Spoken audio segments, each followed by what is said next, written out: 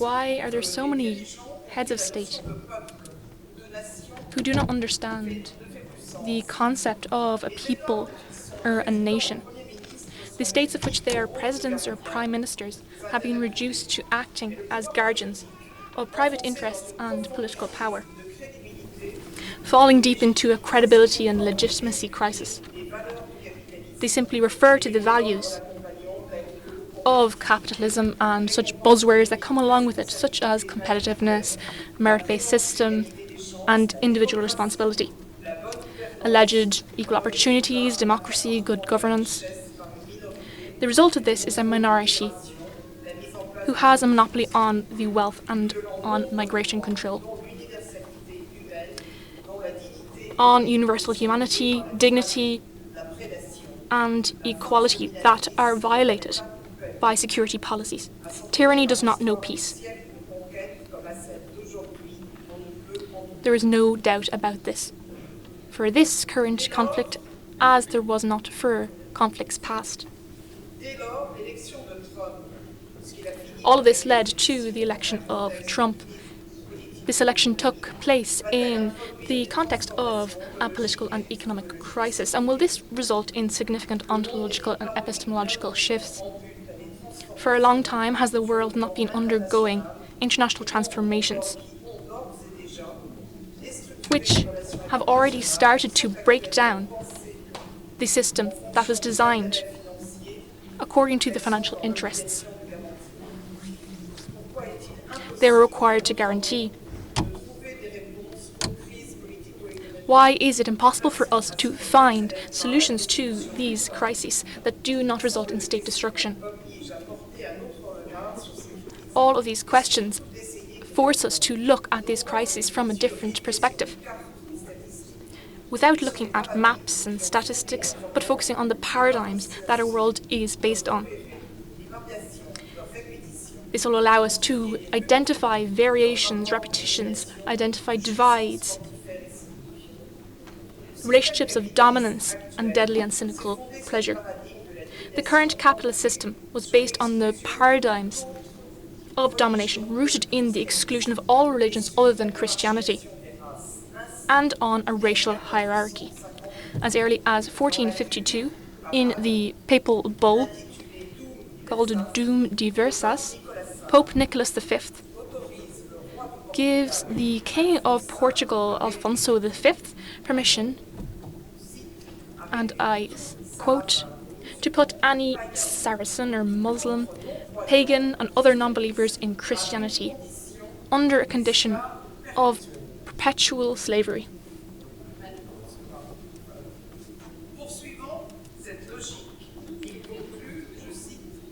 By the same logic, the bull concludes, we should weigh each case with the necessary consideration, noting that, as previously granted by other letters inter alia, the free and far-reaching power of King Alfonso allows him to, among other things, to take ownership and consequently pass on to his successors the kingdoms, duchies, counties, principalities, dominions, possessions, and goods, to use them for his own benefit. The above-mentioned King Alfonso, in this way, has legitimately acquired, owned, and still owns these islands, lands, ports, and seas. They are de jure and belong to King Alfonso and his successors, end quote. I could say that Mass has been said. From this papal bull, one of the founding speeches that served as a theological argument to justify transatlantic slavery took inspiration, as well as from the doctrine of discovery that supported invasion and colonization in part of the world.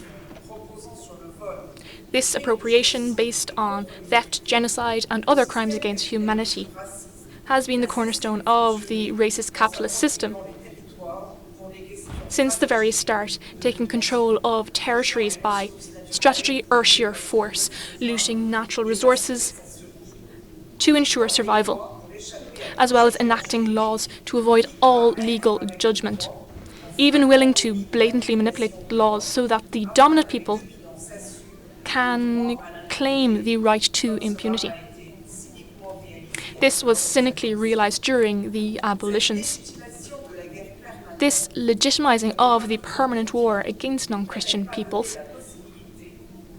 allows heads of state to put themselves forward as the sole guarantors of democracy, where the victory cry is capitalism based on structural racism, and to wage a war on others,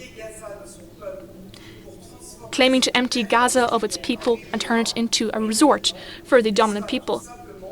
Is this not a continuation of the desire to make the world more Christian, a world which is still trying to escape the domination of white people? The doctrine of discoveries, the fight against terrorism, protecting security, all in the name of law and order. All of these phrases are one and the same. The objective remains unchanged to that set out by Alfonso V, claiming ownership of islands, lands, ports and seas with no legal basis. The new occupant of the Oval Office has been eyeing up Greenland, Panama and Canada. Is this just provocation?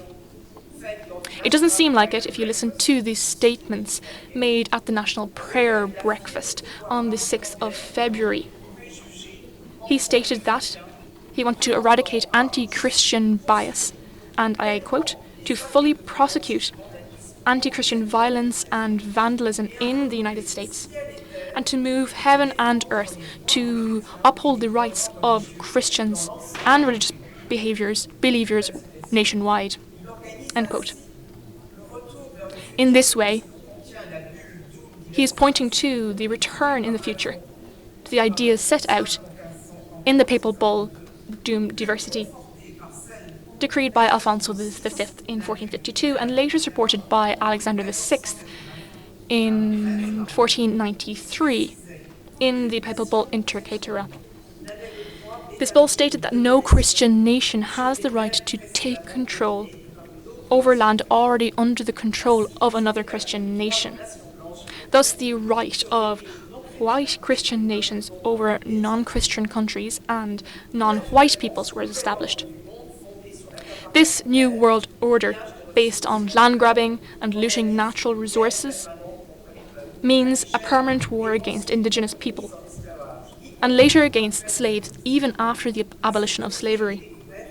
The plantation doctrine was later added to this, and thus our current economic system came to be. Accumulation of wealth came from selling black people, and in order to do so, slavery had to be justified by first ridding indigenous people of their souls, ridding black people of their dignity. Racial bias was accepted as scientific fact, to the extent that universalism was based on being against black people and not on upholding humanity and dignity. This is one of the many truths that makes up what Norman Adgery described as anti-black dehumanization, where black people are victims no matter where they are. And this is exactly what surfaces when the French president complains about his African peers who, and I quote, forgot to say thank you. I say this on behalf of all African leaders who did not have the courage in their public opinions to carry the truth. None of them would be leading a sovereign country today if the French army had not intervened in this region, end quote. What President Macron is showing is only that continuous anti-black racism is deeply rooted in the collective unconsciousness and surfaces during the slightest political economic crisis or the slightest desire of African countries to assert their right to self-determination and sovereignty in any area. In this context, the anti-black dehumanization is completed with paternalistic infantilization, and I quote, "Don't worry about it. Over time, you'll improve. Don't worry."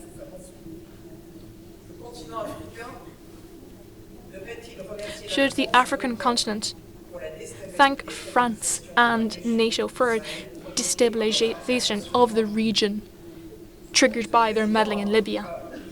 This president has forgotten that what he calls deployment, whether in the name of security or law and order, which is so dear to Donald Trump, or in the form of the civilizing mission, is nothing but relentless propaganda that has made its way into the minds of people, molded by national supremacy and prejudice of the ideologies of imperialist colony states.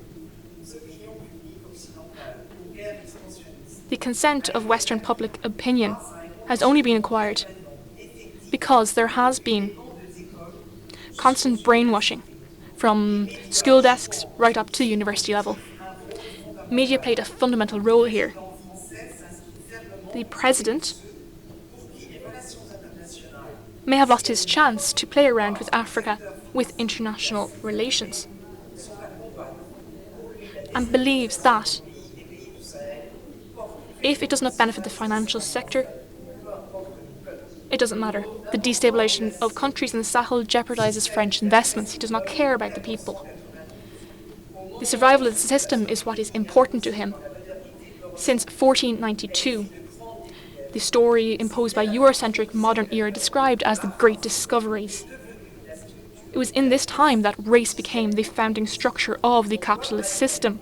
It must be recognized that the history of modern capitalism is violent, which, from the very beginning, has nurtured the power of emerging European empires, where metropolitan ecclesiastical institutions were part of the nascent model of the modern colonial power. If we want to understand the society in which we live, we need to recognize and analyze the role of the different actors in colonization and slavery. That is, their direct or indirect participation in capturing, expropriation of land and resources, unpaid labour, and systematic attempts at epistemicide of memories, knowledge, aesthetics, and spirituality of colonized people, who were subjected to servitude and slavery. All of this is the main reason for the accumulation of power and wealth that has made Europe, and more generally the West, the dominant region in the world.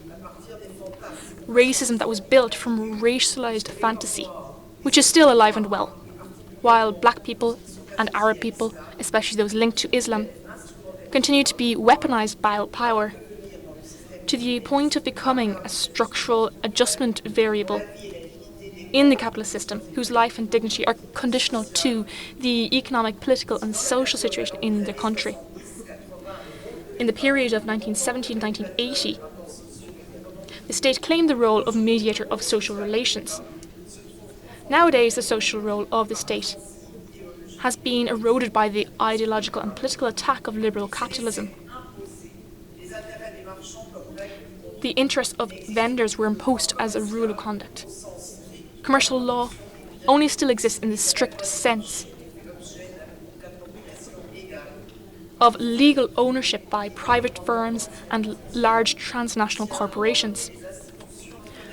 At one time, the multilateral economic institutions, the IMF, the World Bank, the WTO, and their courts, and the de facto powers, the G7, Paris Club, and G20, spearheaded the new international economic order. But today's power institutions are being challenged by economic order based on liberal privatization.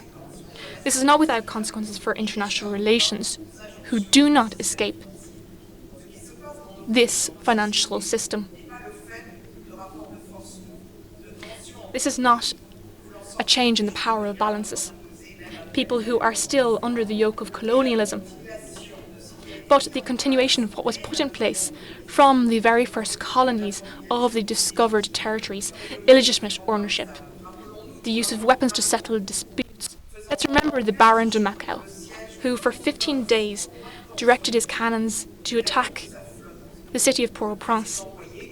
The city was under siege, and the president of Haiti, the first black leader, had no choice but to sign an acknowledgement, which was illegal and illegitimate, of debt. This was imposed by King Charles X of France, who, and I quote, wanted to condemn the new state to boil alive in its own juice. End quote. Is this not still the same situation for Haiti, which is the bypass of what the US wanted to do in the region, the same as many other countries such as Brazil? Was all of this not a precursor to the genocide which is now happening to Palestinians in Gaza, who've been portrayed constantly on our television screens, rotting? 50,000 people have died. And now this is only in place because a newly elected president is deciding on the future of a sovereign state, which has been occupied for 75 years by a power whose very founding violates the Charter and international law. This is only set up by the international community who wanted to save Jews, who said, never again will this happen. This same international community did nothing to stop the current genocide, just like it did very little to support South Africa with its case in the International Criminal Court. Lack of reason, lack of dignity, and lack of humanity reign supreme. And the people follow along, powerless. The only thing that matters is white, European, Eurocentric guilt. Countries that participated in exterminating 6 million people no longer know how to take accountability, and therefore they kneel before a genocidal, criminal, racist state. It is clear that since 1492 it has been possible for states to use disproportionate military acts to settle disputes when territorial issues arise, especially if these countries claim to be acting for the greater good. There is no limit to colonial expansion, especially if it is organised by Western countries who claim to uphold democracy, a responsibility to protect, and, of course, law and order. Therefore, the victim, as in the case of Haiti, becomes responsible for poor development of their country. Gangs took thousands of Haitians hostage. Palestinians rejecting an illegal occupation are no longer part of a resistance, but terrorists. Countries are covered in gunfire and blood. People are forced to flee wars imposed by the dominant power of the United States. Therefore, the cries of outrage put forward by those who commit the attacks are only hypocrisy. This breakdown of international law and of the regulation of balances of power has consequences for the role of the state and public authorities, and especially in the political sphere of international relations. Social relations on the international level are moulded by a unipolar system dominated by the United States. North American leadership and dominance is reflected in the refusal to frame their imperial actions in international law. This strategy has direct consequences on the entire safety system that was built up after World War II. But it also has consequences on the rules of international law as a system for regulating international social relations. And there, a Pandora's box was opened, and where all people who wage wars are happy to enjoy the full benefits of the breakdown of the norms of international law, including international humanitarian law. Currently, in this breakdown, the US becomes the old law, the main state actor in international relations. Their allies, mainly the State of Israel, and their European satellites, are actively trying to revive this world order, which was thought to have disappeared and had been buried permanently. But this vision is bound by history. Are we not seeing it now return to the international stage in the form of democracy, the colonial concept of civilized states, Western states and those who bring order, faced against the so-called non-civilized states and people who cannot benefit from the protection of law in general and international law in particular. Are these people not the descendants of those who divided the world between Christians and others, and who thought it was reasonable to wage war in the name of promoting civilization? This permanent civilizing war has had an impact on international law, which has always been essentially a Western and neo-colonial system, rooted in the period of discoveries and slavery. These became stronger during the colonial era and spread from the beginning of decolonization in a sly and fatal way across all decolonized countries who accepted that their former colonizer imposed on them their own economic model, democratic form of governance, and election model. These countries may be independent, but they are never free from the paradigm of colonization and colonialism. Just as institutionalized violence has played a key role in the process of transforming humanity since 1493, it continues to play a decisive role in the global economic order and a de facto role in international relations that are under the yoke of the New World Order. Responding to current crises forces us to recognize that the coloniality of power as a modern template for domination. This makes it impossible to track the organizational logic of a system that seeks to build not just a world in which everything is objectivized and transformed into goods, but more radically a world where people, power and knowledge work and are interconnected in such a way to continue supporting this Manichaean order of the master who still believes they have slaves. In this order, masters do not seek only to exploit slaves, but as Frantz Fanon points out, masters regard them as non-essential. Should we despair yet? The fact that a gathering like this was even organized, this gathering here, does this not point to a desire to see human potential rise up against forces of evil, both external and internal? Frantz Fanon helps us to identify the evil and those who struggle to resist barbarism. This means that, I cite, decolonization never goes unnoticed because it affects people. It fundamentally changes people and turns inessential spectators into privileged actors. End quote. This explains the war against all those who want to stop being non-essential. For this system to continue to work, they must be eliminated, humiliated, or if this is not possible, they should be attacked. This makes it necessary to identify decolonial practices of resistance, which criticize, among other things, the negotiated rules of how states function, including developing countries and traders on the stock exchange, and those who refer to combating the logic of coloniality and its symbolic, epistemic and material effects on the political, social, economic and cultural areas, even affecting citizenship. This leads to distancing from the imperatives and standards imposed by putting in place processes to separate these ideas and systems. Engaging in a decolonial attitude means both adopting an attitude and enrolling in a continuous project that is not restricted and seeks to build the world of you. This struggle is driven by love, with the damned taking on a positive attitude without forgetting their rage as a form of denial, inspired and guided by the positive attitude of love. Love and rage were the original expressions of yes and no, identified by Fanon, the first expression of decolonial attitude. As part of the damned people, we will need to come to the surface and become a topic of questioning. We must facilitate, open up spaces. This is practically impossible in a modern colonial world.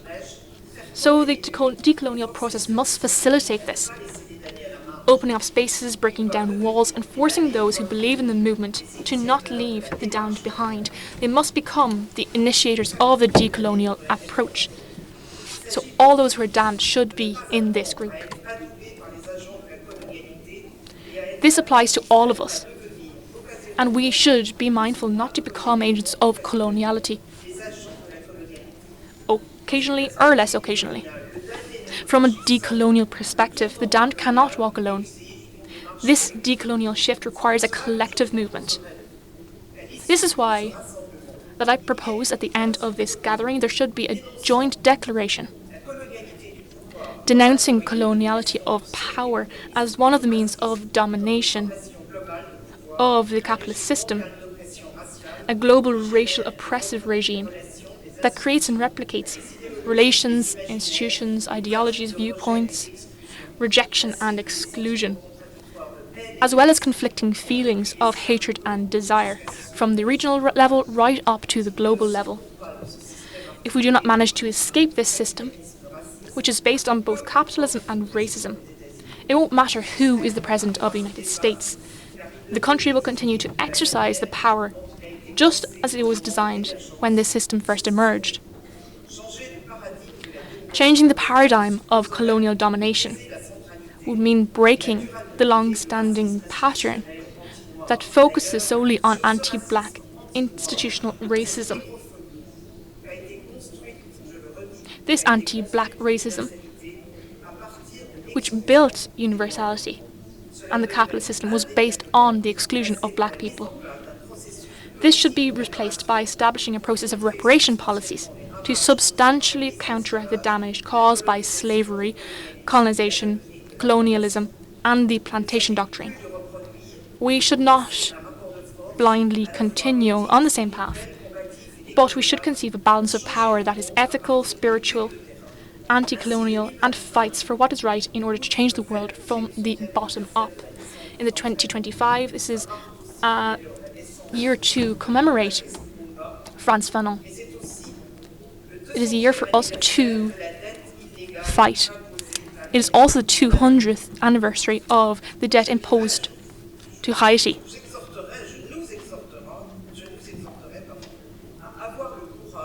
I demand that we have the courage to lead an international campaign and demand the restitution of this debt imposed by France on the first black nation. The crimes committed by this racist capitalist system have lasted, as well as the doctrines of discovery.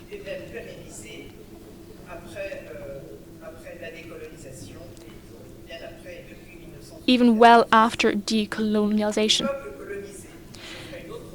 Decolonized people, as another proposal,